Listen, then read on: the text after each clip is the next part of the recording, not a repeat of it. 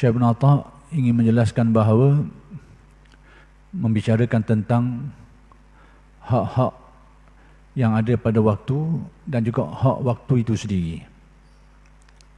Bahawa hak-hak yang ada pada sesuatu waktu itu boleh saja diqada. Adapun hak waktu itu sendiri bila berlalu sudah tidak ada ruang lagi untuk diqada. Baik, Rasulullah sallallahu alaihi wasallam bersabda, sesiapa yang diberi lalu syukur dan diuji lalu sabar dan dianyanyai lalu memaafkan dan menganiayai lalu minta ampun. Jadi Rasulullah menjelaskan tentang 4 perkara ni, iaitu orang yang ciri dia pertama sekali kalau mendapat sesuatu dia bersyukur. Yang kedua, kalau menghadapi sesuatu kesulitan, kepayahan, kerumitan, dugaan, ujian, dia bersabar. Yang ketiga, kalau dia dianyanyai oleh orang lain, dia memaafkan. Dan kalau dia menganiayai orang lain pula, bila dia tersedar, dia akan minta ampun. Dia akan selesaikan. Baik, kemudian Rasulullah sallallahu alaihi wasallam diam sejenak. Jadi ayat Nabi ni sekerat. Khabar tentang ciri 4 perkara ni, lepas tu Nabi diam seketika. Sahabat bertanya, kemudian apakah ya Rasulullah sallallahu alaihi wasallam untuknya? Kerana ayat tu ayat tergantung. Hanya beritahu orang yang diberi kemudian bersyukur, orang diuji sabar, orang yang dianyanyai memberi kemaafan, kemudian kalau dia menganiayai dia minta ampun. Lalu apa ceritanya? Sebab Nabi diam seketika. Bila Nabi diam, sahabat pun tanya. Sahabat tanya, apa yang dia dapat? Untuknya apa? Jawab Nabi sallallahu alaihi wasallam, Nabi membaca ayat Al-Quran, ulaika lahumul amnu wa hum muhtadun. Artinya, merekalah yang pasti dapat petunjuk hidayat. Mereka lah orang yang memperolehi keamanan. Kalau terjemah yang lebih lengkap, mereka itulah orang yang memperolehi keselamatan, keamanan, dan mereka itulah orang yang mendapat petunjuk. Jadi orang-orang yang disebut dalam hadis Nabi tadi itu dengan ciri-ciri itu, pertama sekali itulah alamat orang yang mendapat petunjuk Allah. Dengan arti petunjuk yang khusus lah, kita faham. Setiap orang yang menjadi Muslim dan mukmin tu, dia sudah pasti mendapat petunjuk. Kalau tidak, dia tak akan jadi Muslim, tak akan jadi mukmin. Cuma tahapan petunjuk tu berbeza-beza. Ada orang mendapat petunjuk untuk menjadi seorang Muslim mukmin, tapi dia banyak buat salah, buat dosa. Tapi dapatlah bahagian petunjuk bahagian tertentu tu. Ada orang dapat petunjuk menjadi Muslim mukmin, kemudian menjadi seorang yang baik, beramal ibadah, soleh. Maka mereka ini juga mendapat petunjuk, tapi ada hal yang lebih tinggi lagi, hidayah-hidayah khusus lagi, yang tidak diperolehi oleh orang yang sebelumnya itu. Jadi bila Nabi sebut ni tentang orang yang ada ciri-ciri ni, pertama sekali Nabi kata mereka ini orang yang memperolehi keamanan, keselamatan. Orang yang mendapat keselamatan hidup dunia dan juga akhirat. Demikian juga mereka ini orang yang dapat petunjuk Allah Subhanahu wa taala. Jadi ciri-ciri yang disebut tadi tu bukan ciri-ciri yang mudah tu. Dapat sesuatu bersyukur. Ini lebih mudah sikit lah. Tapi tak mudah juga. Berapa ramai orang yang dapat sesuatu, tapi dia kufur, dia sombong, dia bangga diri, dia lupa daratan. Berapa ramai? Cuma orang yang dapat syukur ni, dari segi keserasian dengan jiwa kita tu agaknya lebih mudah. Sebab manusia ni memang kecenderungan dia tu terhadap kesenangan, lalu dapat nikmat dan mensyukurinya itu agak mudah, sekalipun tidak semua orang boleh macam tu. Berbanding dengan yang kedua, orang yang teruji menghadapi kesukaran, kepayahan, dugaan, dia bersabar. Ini payah sikit. Payah sikit. Lebih-lebih lagi dari segi tabi'i manusia ni memang tidak cenderung kepada kepayahan dan kesusahan. Naluri manusia ni, hak standard manusia ni tak cenderung kepada musibah, bala bencana, kepayahan. Tak suka. Nafsu manusia tak suka benda gitu. Jadi orang yang mendapat musibah ni, dimusibahkan lalu bersabar, itu ciri kedua. Ini payah sikit banding yang pertama tu. Yang ketiga, dianyanyai lalu memaafkan, lagi payah. Lagi payah. Dia anyanyai, tapi dia memberi kemaafan kepada orang yang menganyanyai dia tu. Memang sangat payah ni. Tak mudah.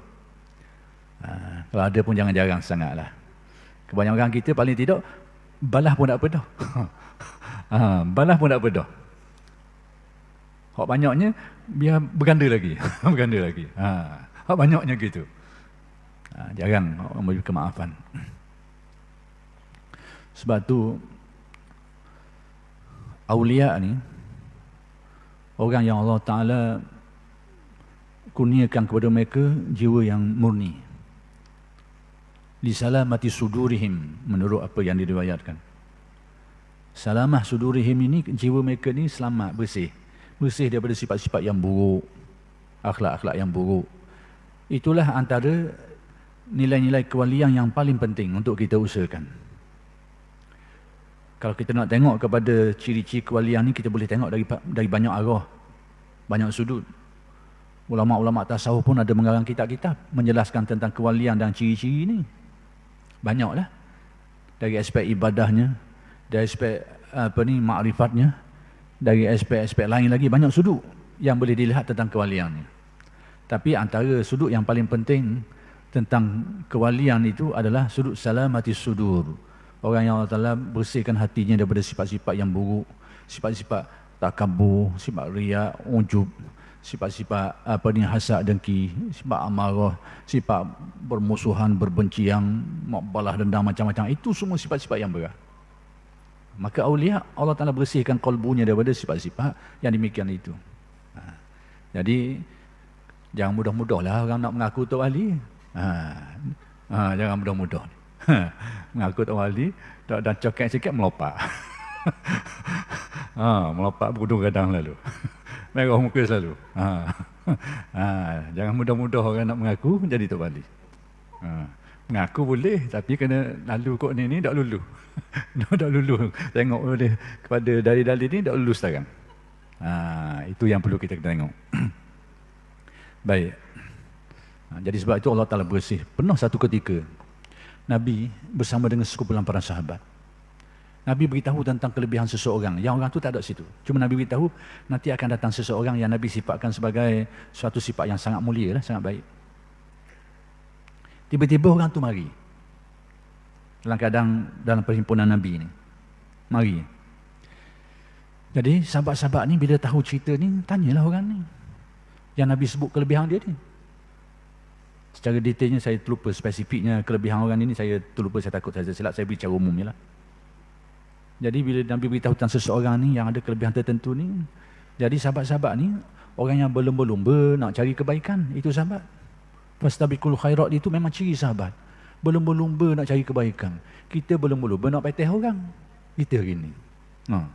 Sama ada nak peteh hak jahat, cara jahat, hak baik, cara baik, ada belaka, meteh belaka dalam semua bidang.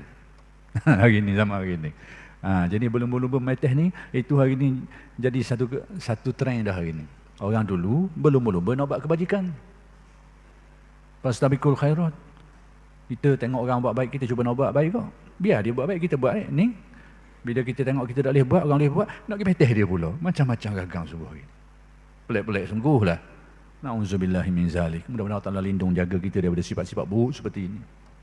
Fastabiqul khairat itu ciri. Ciri-ciri orang soleh awliya zaman dulu, mereka berlumba-lumba. Mereka nak buat baik, tengok orang baik, mereka dokong.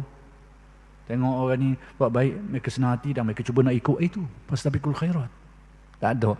Tengok orang ni lebih sikit, nak pergi kerak. Tengok orang ni sikit, nak pergi peteh, nak pergi ikat, macam-macam.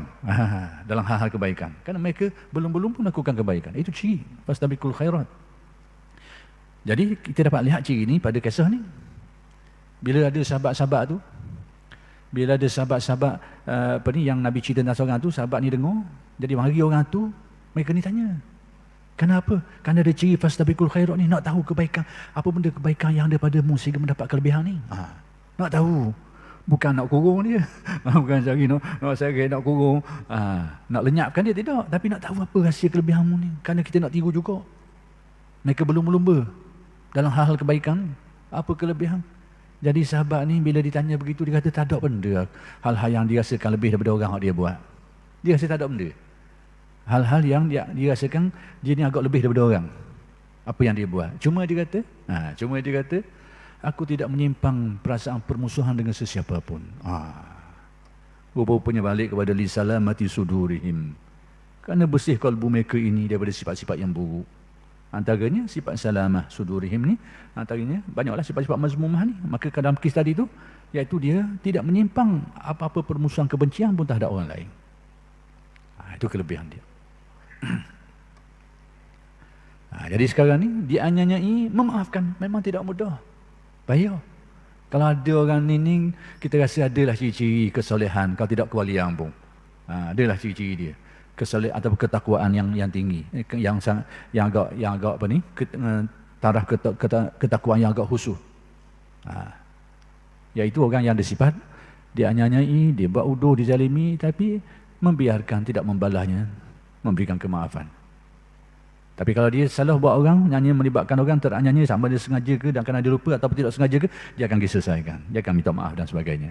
Ini juga benda yang tidak mudah. Jadi orang yang ada ciri-ciri inilah yang Nabi sebutkan tadi, ulaika lahumul amnu wa hum muhtadun. Mereka inilah orang yang akan mendapat aman, sejahtera, bahagia dunia sampai akhirat. Dan mereka ini jugalah orang-orang yang mendapat petunjuk.